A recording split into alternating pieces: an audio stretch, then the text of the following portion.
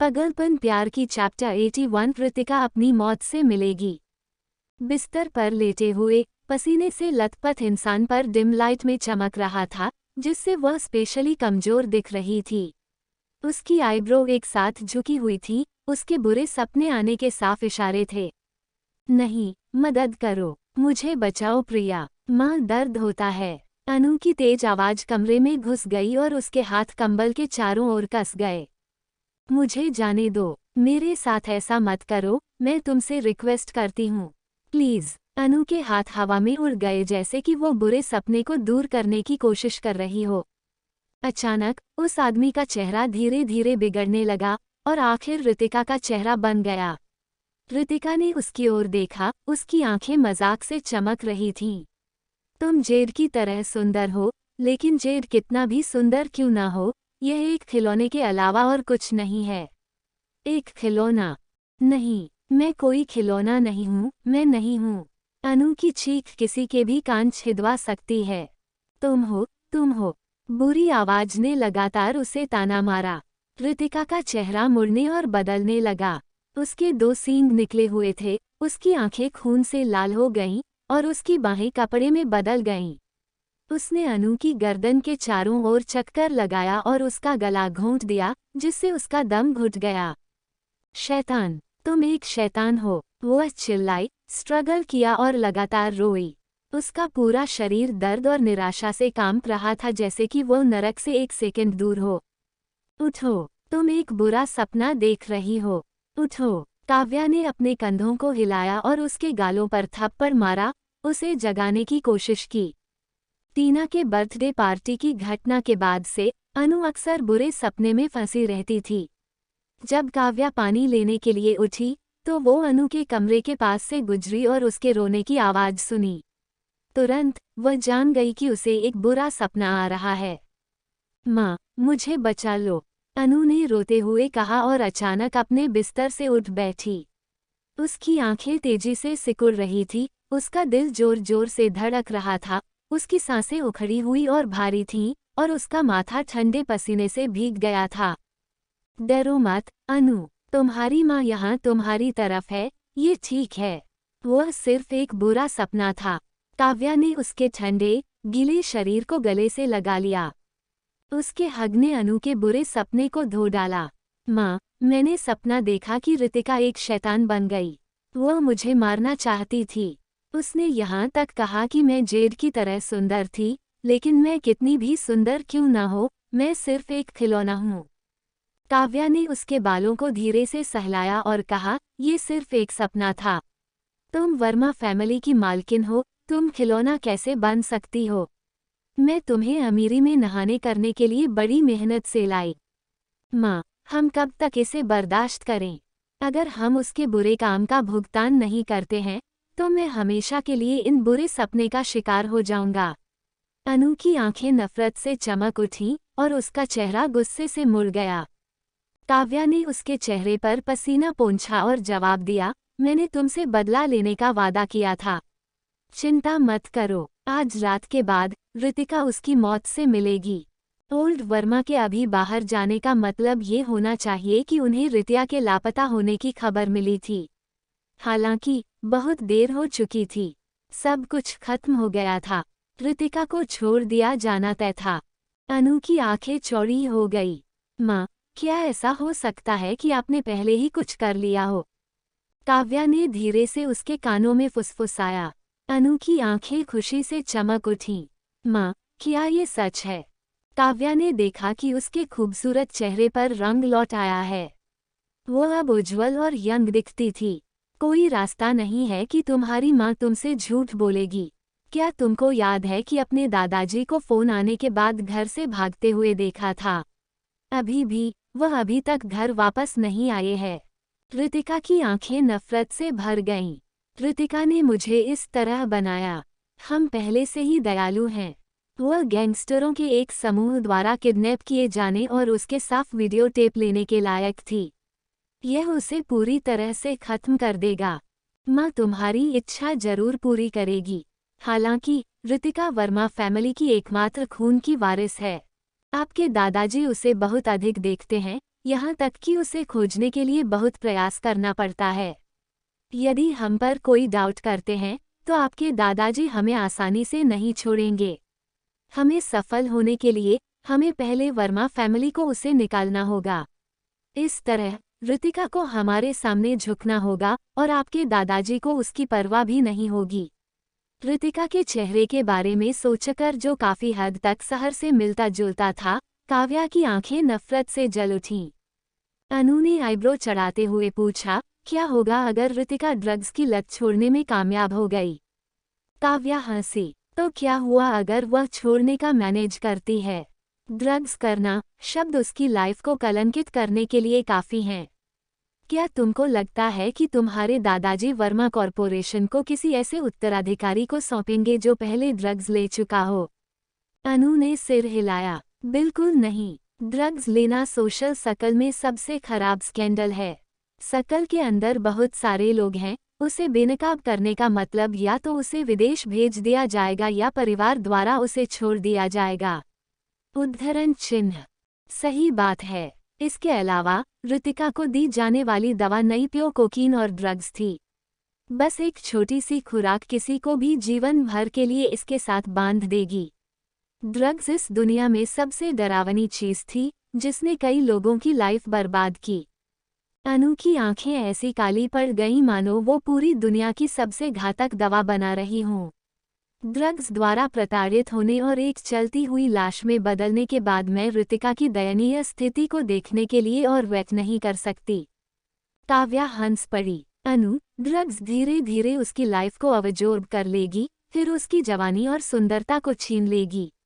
वो एक 15 साल की लड़की होगी जो 60 साल के शरीर के साथ लाइफ से चिपकी हुई होगी, धीरे धीरे अपनी गरिमा खो रही होगी, अपने शरीर के साथ धोखा कर रही होगी, उसका कैरेक्टर टूट रहा होगा, बेहतर होगा कि वो मर जाए। उसकी बातें सुनकर अनु की आंखें और भी बुरे इरादे से चमक उठीं।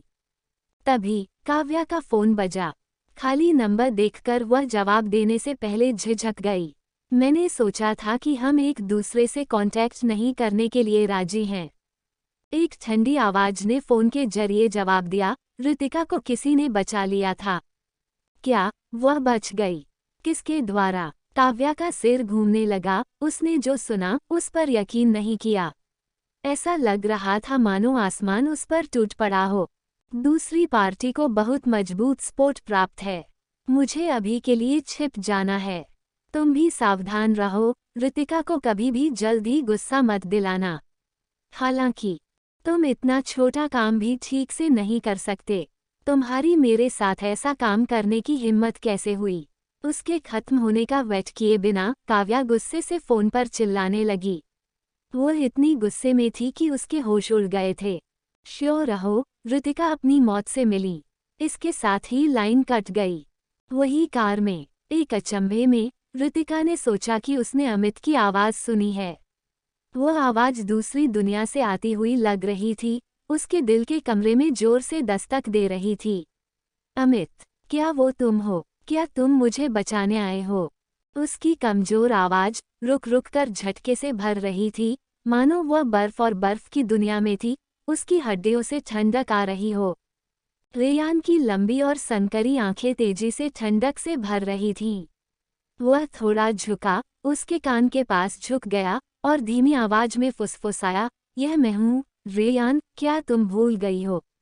अमित, मुझे ठंड लग रही है। ऋतिका की चेतना जड़ रहित बत्तख के समान थी, किसी भी ध्यान को खोजने में असमर्थ थे। उसके दिमाग में केवल अमित की आवाज़ थी जो उसकी लाइफ को नए सिरे से भेद रही थी। रेयान के एक्सप्रेशन और डार्क हो गए। वो अपनी सबसे दर्दनाक सिचुएशन में थी, लेकिन वह जिसके बारे में सोच रही थी वह अमित था, न कि वह। इस एहसास ने उसे बेकार में गुस्सा दिला दिया। अमित, मुझे दे दो। मुझे दर्द हो रहा है, मुझे दे दो। ऋतिका की सांसें तेज हो गईं, उसकी चेस्ट लगातार हिल रही थी। उसके गले में केवल उसके दर्दनाक कराह और उसकी ठंडी घरघराहट थी। उसका शरीर अनकंट्रोलेबल रूप से कांप रहा था। रेयान ने सिचुएशन को साफ रूप से समझा। ये दवाओं के प्रभावी होने की शुरुआत थी। उसने सोचा कि यह अजीब था। रितिका को केवल दवाओं का इंजेक्शन लगाया गया था, रिएक्शन इतनी जल्दी आना चाहिए था। अमित, मुझे बहुत दर्द हो रहा है, प्लीज मुझे बचाओ, मुझे बचाओ। रितिका के हाथों ने उसके पूरे शरीर को खरोंचना शुरू कर दिया, दोनों हाथों से खुद का गला घोंट दिया। रेयान की टांगों के बीच लेटी हुई उसकी आंखें पीछे की ओर लुढ़कती रहीं। रेयान ने अचानक उसके हाथों को पकड़ लिया। रितिका, कोई बात नहीं, हम जल्द ही हॉस्पिटल पहुंच रहे हैं। थोड़ी देर में तुमको और दर्द नहीं होगा। रितिका ने ऐसे स्ट्रगल किया जैसे वह पागल हो, रो रही हो। मुझे जाने दो अमित, मैं तुमसे रिक्वेस्ट करती हूँ, जल्दी करो और मुझे दे दो। मैं मर रही हूँ, अगर तुम अब भी मुझे नहीं दोगे तो मैं जल्द ही मर जाऊंगी। रेयान ने उसे अपनी छाती तक खींच लिया, अपनी दोनों बाजू का उपयोग करके उसके उन्माद को बंद कर दिया। रितिका, मेरी बात सुनो, दवा को अपनी वेल पावर को खत्म न करने दो, मैं यहाँ तुम्हारी तरफ से हूँ। रितिका की बाजू उसकी छाती के सामने कैद थीं। वह चिल्लाती रही और स्ट्रगल करती रही, लगातार उसे मारती रही और उसे खरोंचती रही। मुझे दो, जल्दी करो और मुझे दे दो। तुम जो कुछ भी कहोगे मैं वो करूंगी, बस मुझे दे दो। ओह! रेयान ने एक कराह को दबा दिया, जैसे कि वह साफ रूप से अपनी छाती में दर्द महसूस कर रहा था, ताज़ा खून निकल रहा था। दर्द इतना तेज था कि इसने उसकी सोचने की पावर को खत्म कर दिया। कमीने, मैं तुमसे नफरत करती हूँ, मैं तुमसे नफरत करती हूँ। रितिका ने अचानक उसके गले में हाथ डाला, अपना मुंह खोला और उसे घाव पर काट लिया। उसके होठों और उसके दांतों ने उसे बिना रुके मजबूर कर दिया। दांत दर्द से सुन्ना होने पर भी वो उसे काटती रही। उसके मुंह में जंग और मछली की मिठास का टेस्ट पिघल गया क्योंकि उसने महसूस किया कि उसके भीतर बदला लेने की चाहत बढ़ रही है। रेयान ने एक ठंडी हवा में सांस ली और सीट के किनारे को तब तक कसकर पकड़ लिया जब तक कि उसकी उंगलियां सफ़ेद न हो जाएं और उसके हाथ के पिछले हिस्से की स्किन पीली न हो जाए। जैसे ही गाड़ी खून की मोटी स्मेल से भर गई थी, शिव, जिसने देखा कि पीछे के शीशे से क्या हुआ था, उसका खून तुरंत जम गया। यंग नाइन्थ मास्टर, उसे जल्दी से जाने दो, आपका घाव ऐसी पीड़ा को सहन नहीं कर सकता। ड्राइविंग पर ध्यान दें। रेयान की आवाज़ कर्कश थी, जिससे दर्द का एक स्वर आ रहा था जैसे उसने अपने गले से आवाज़ को निचोड़ लिया हो। कार सड़क के किनारे एक इमरजेंसी पड़ाव पर आ गई। रितिका को खींचने की तैयारी करते हुए शिव का शरीर पीछे की ओर खींचा हुआ था। रेयान ने सीट पर हाथ रखा और शिव का हाथ पकड़ लिया, उसे रोक दिया। कार स्टार्ट करो, चलो हॉस्पिटल जल्दी करो, मैं अभी भी इसे ले सकता हूँ। यंग नाइन्थ मास्टर, आपका घाव आखिरकार बेहतर दिखने लगा था, ये निश्चित रूप से इसे खराब करेगा।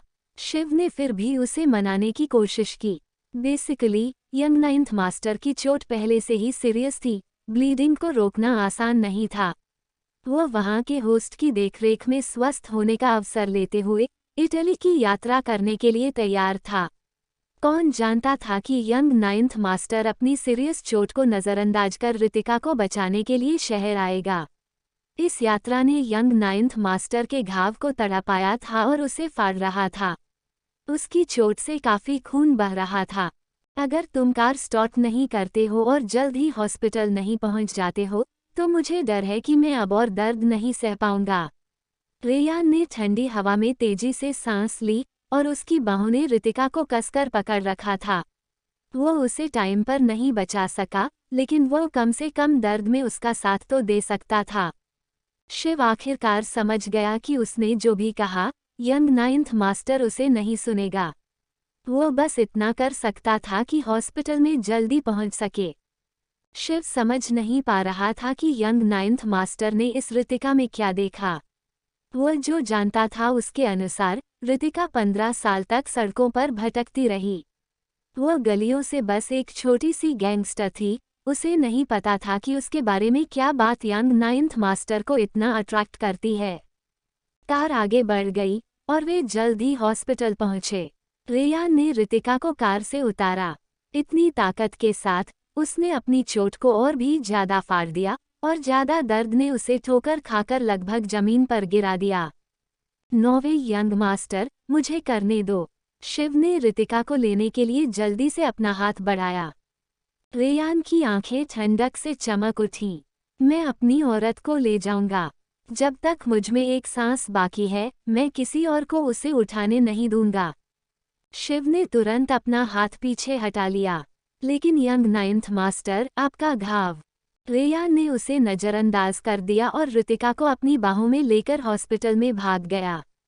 शिव अरेंजमेंट्स करने के लिए उसके ठीक पीछे दौड़ा। कुछ ही मिनटों में रितिका को चेकअप रूम में भेज दिया गया। रेयान बाहर वेट कर रहा था। शिव ने तुरंत उसके पास जाकर कहा, नाइन्थ यंग मास्टर, आपके घाव से काफी खून बह चुका है। आपको तत्काल ध्यान देने की जरूरत है। मैंने पहले ही डॉक्टर के साथ अरेंजमेंट्स कर ली है, बस बगल में। उद्धरण चिन्ह। बस थोड़ी देर रुको। रेयान कुर्सी के ठंडे सख्त सहारे के खिलाफ झुक गया और महसूस किया कि उसकी चेतना फिसल रही है। नाइन्थ यंग मास्टर, आपका घाव अब और वेट नहीं कर सकता। डॉक्टर पहले से ही यंग मिस्ट्रेस वर्मा को वो डॉक्टरी हेल्प दे रहे हैं जिसकी उसे जरूरत है, लेकिन ये अगले आधे घंटे तक नहीं किया जाएगा। शिव को अपनी जिद के कारण सिर में दर्द होता हुआ महसूस हो रहा था। रेयान ने उसे नजरअंदाज कर दिया। टाइम बीतता रहा क्योंकि शिव चिंतित महसूस कर रहा था, आगे पीछे हो रहा था। करीब आधे घंटे बाद रितिका का इलाज करने वाले डॉक्टर बाहर आए। रेयान ने पूछा, वह कैसी है? वह ठीक है। उसके माथे पर घाव के अलावा जो थोड़ा गहरा था, बाकी सब सिर्फ स्किन की गहरी चोटें हैं। बाकी कोई नुकसान नहीं हुआ। मैंने उसके ब्लड की जांच की है, कुछ टेस्ट किए हैं और श्योर किया है कि वह संक्रमित नहीं है। जैसे कि उसके पास ऐसे लक्षण क्यों हैं जो एक ड्रग्स की लत के कारण होते हैं, ये संभव है कि उसके दिमाग ने एक तेज उत्तेजना को सहन किया हो, जैसे कि उसका ऐसा रिएक्शन होगी। एक बार जब वह आराम कर लेगी तो वह ठीक हो जाएगी। जैसे ही रेयान ने महसूस किया कि एक भार उसके ऊपर से उतर गया है, उसकी छाती में दर्द एक पल में ज्वार के पानी की तरह बह गया। डॉक्टर ने मुंह फेर लिया और कहा, हालांकि उसकी हालत अजीब है। उसने कभी ड्रग्स नहीं लिया था, फिर भी उसके लक्षण ऐसे दिखाई देते हैं जैसे उसने एक लत छोड़ दी हो। ये बहुत संभव है कि उसे डीप साइकोलॉजिकल ट्रॉमा लगा हो। उसकी फैमिली के रूप में प्लीज सावधानी से आगे बढ़ें, अन्यथा वह एक दिन बिना किसी वापसी के रास्ते पर चलेगी। उद्धरण चिन्ह। रेयान ने महसूस किया कि उसका दिल कांप रहा है। उसने डॉक्टर को सिर हिलाया। थैंक्स। डॉक्टर ने सिर हिलाया। रेयान की चेतना खिसकने लगी थी। ओल्ड मास्टर गुप्ता को बुलाओ।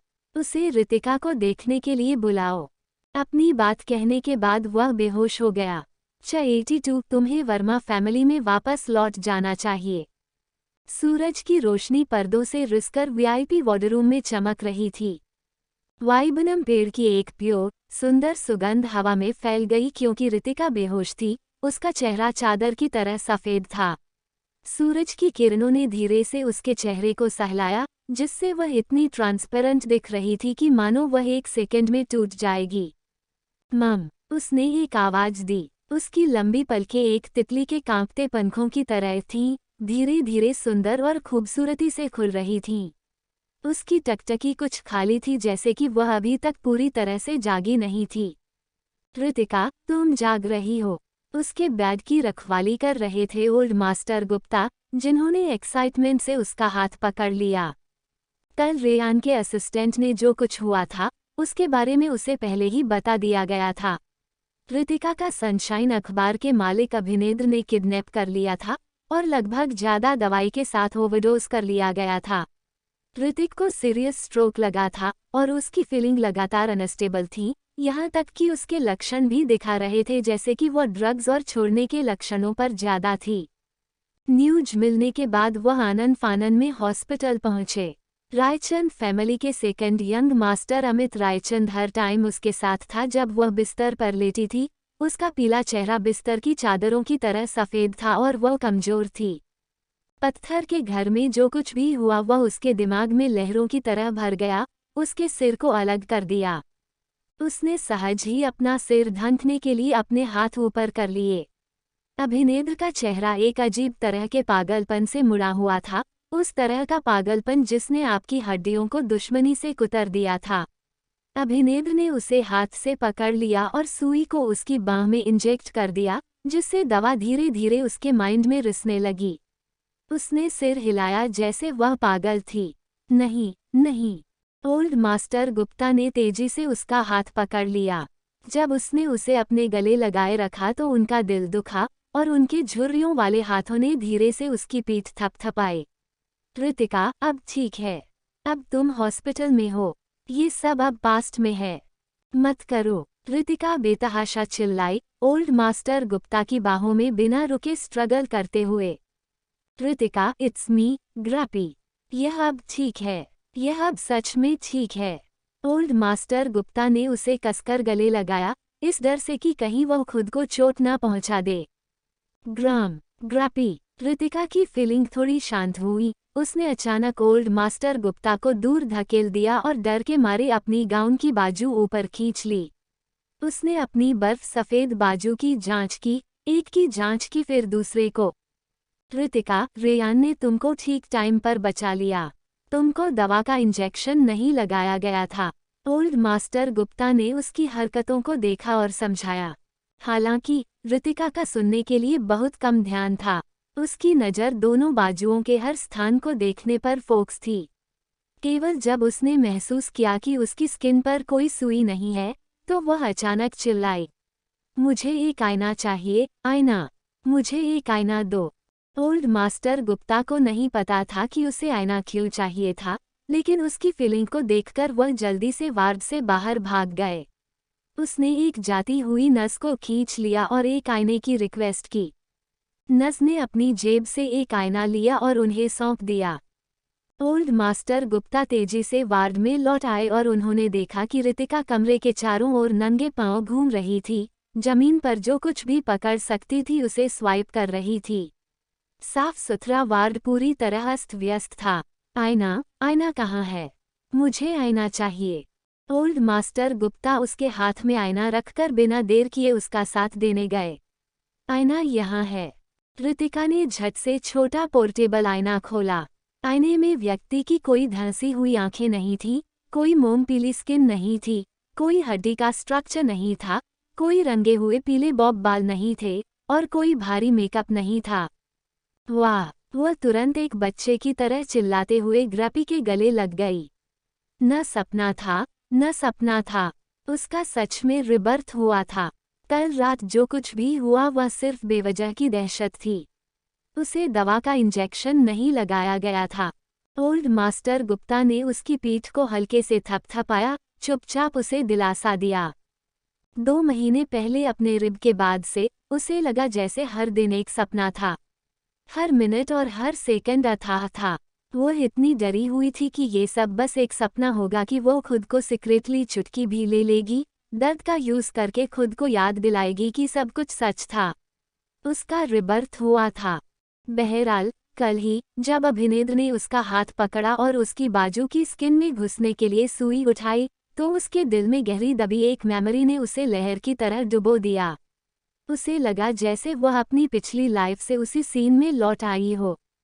उसी सीन के साथ उसके शरीर ने ऑटोमेटिक से रिएक्ट जैसे कि वह दवाओं की लत पर थी, यहाँ तक कि वापसी के लक्षण भी शो रही थी। वो इस बात में अंतर नहीं कर पा रही थी कि क्या सच है और क्या मात्र एक मेमोरी। उसे बस ऐसा लगा कि यह पहले से तय था, कि यह उसका भाग्य था कि वह कितना भी स्ट्रगल करे, वह इन राक्षसों से खुद को फ्री नहीं कर पाएगी। इसलिए वो गिर गई। वह इतनी दयनीय ढंग से रोई, मानो वह अपने दिल में गहरे छिपे सभी डर को दिखाना चाहती थी। एक बार जब वह रोने लगी तो वह आधे घंटे तक चली। बूढ़े मास्टर गुप्ता ने धैर्यपूर्वक अपने आंसुओं को सुखाने के लिए एक रुमाल निकाला। रितिका तब तक रोती रही जब तक उसकी आंखें लाल और सूजी हुई नहीं हो गईं। रोना खत्म हो गया। ओल्ड मास्टर गुप्ता ने आह भरी। रितिका ने शर्मिंदगी में अपना सिर लटका लिया, फिर अपना सिर हिला दिया। ग्रैपी, मुझे डर लग रहा है। मुझे पता है कि अगर मुझे ड्रग्स की लत लग जाती है, तो मुझे सभी के द्वारा छोड़ दिया जाएगा। मुझे पता है कि मेरे पास अब जो कुछ भी है वो यंग मिस्ट्रेस वर्मा के रूप में मेरे टाइटल के कारण है। जब मैं बाहर घूम रही थी तो मैं उससे भी ज़्यादा दुखी होऊंगी। उद्धरण चिन्ह। उसकी पिछली लाइफ से उसका एंड अभी भी उसके मन में ज्वलंत था। ओल्ड मास्टर गुप्ता ने चौंक कर उसे देखा। हमेशा कॉन्फिडेंस और शांत रहने वाली लड़की का सच में ऐसा नेगेटिव दृष्टिकोण था। जब तक तुम खुद को नहीं छोड़ती तो क्या हुआ अगर बाकी सभी ने तुमको छोड़ दिया है। ऋतिका दंग रह गई और ग्रापी को घूर रही थी। ओल्ड मास्टर गुप्ता ने धीरे से आह भरी। नरक और स्वर्ग के बीच का अंतर तुमको भयभीत कर सकता है, तुमको बेचैन कर सकता है। इसलिए तुम इस बात की परवाह करते हैं कि दूसरे तुमको पसंद करते हैं या नहीं और वे तुम्हारे विचारों पर कैसे रिएक्शन देते हैं। लेकिन ऋतिका, भले ही कोई तुमको एक्सेप्ट न करे, तुम क्या करोगी? वो पूरी तरह पतित हो जाएगी, अपने आप को त्याग देगी, नफरत में खो जाएगी।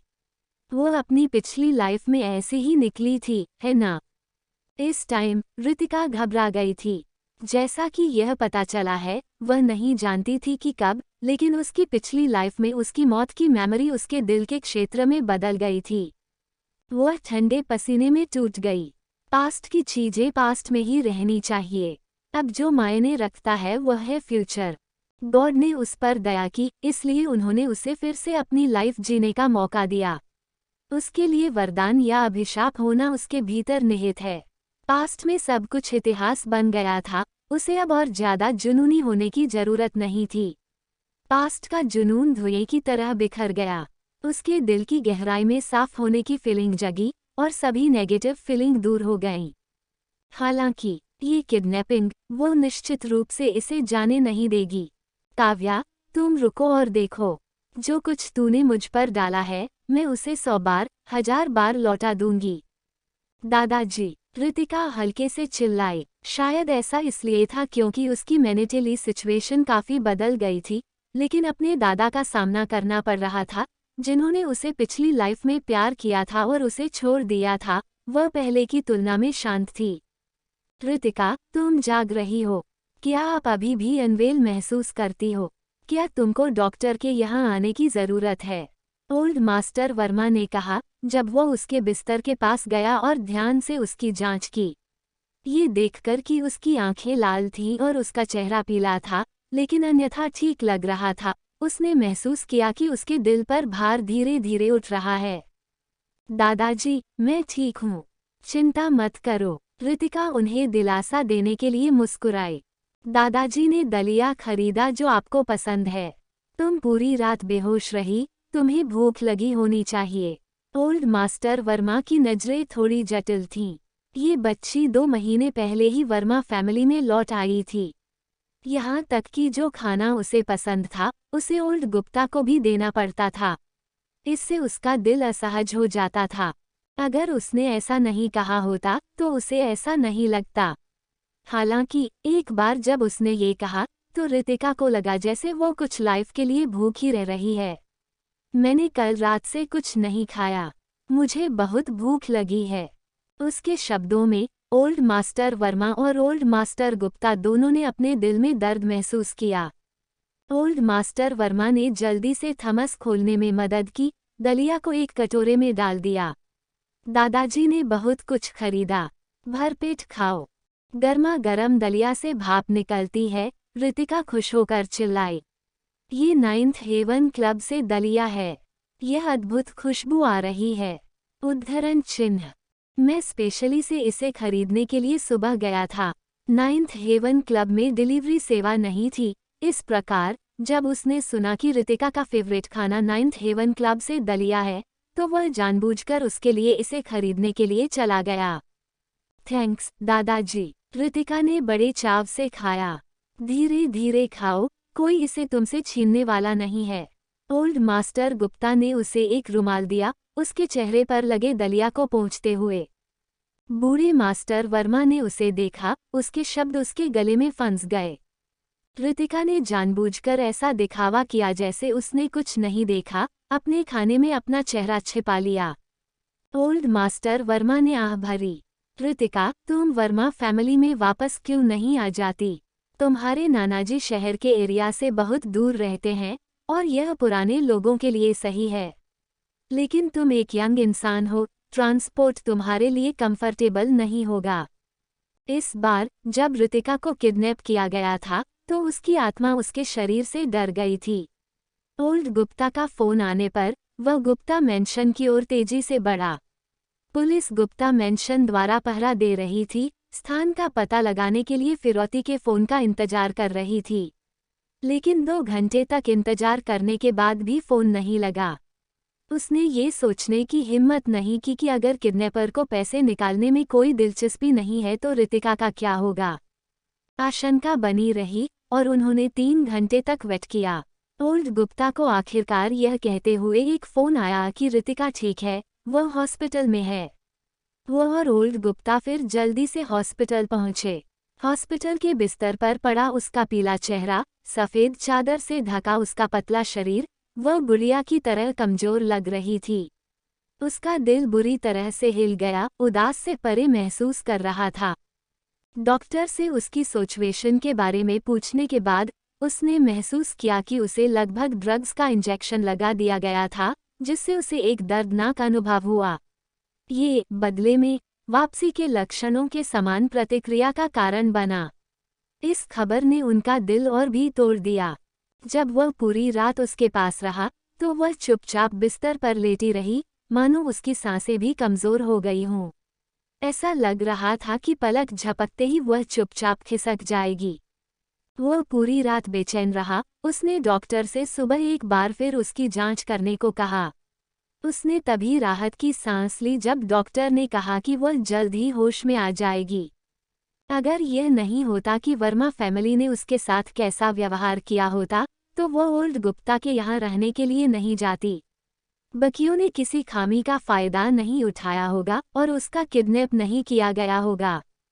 किसी भी मायने में इस बच्चे को जिस दर्द से गुजरना पड़ा वह उसकी भी जिम्मेदारी थी।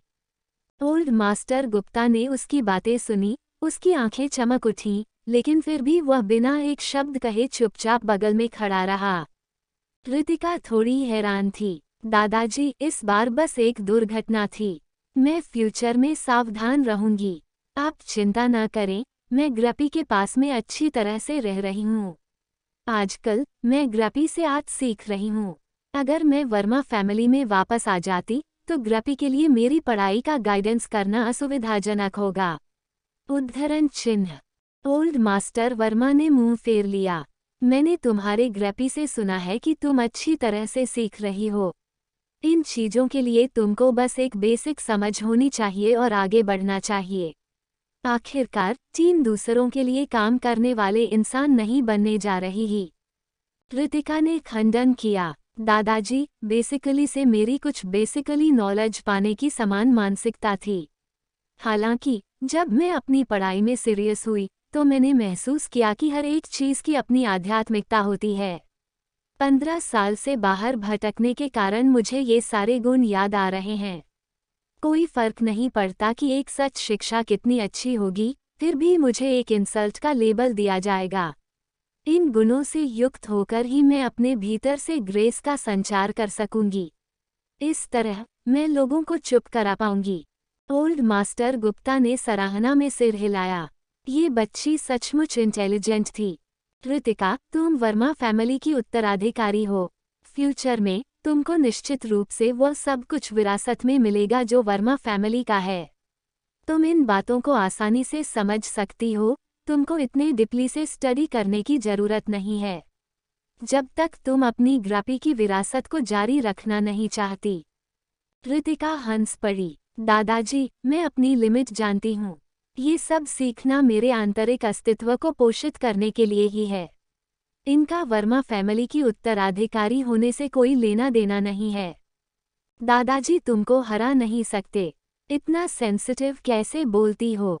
किसी भी मामले में तारीख तुम्हारे इंट्रोड्यूस बैंक्वेट के बहुत करीब है। उस टाइम तुम्हें पीछे हटना होगा। बूढ़े मास्टर वर्मा ने बेबसी से कहा।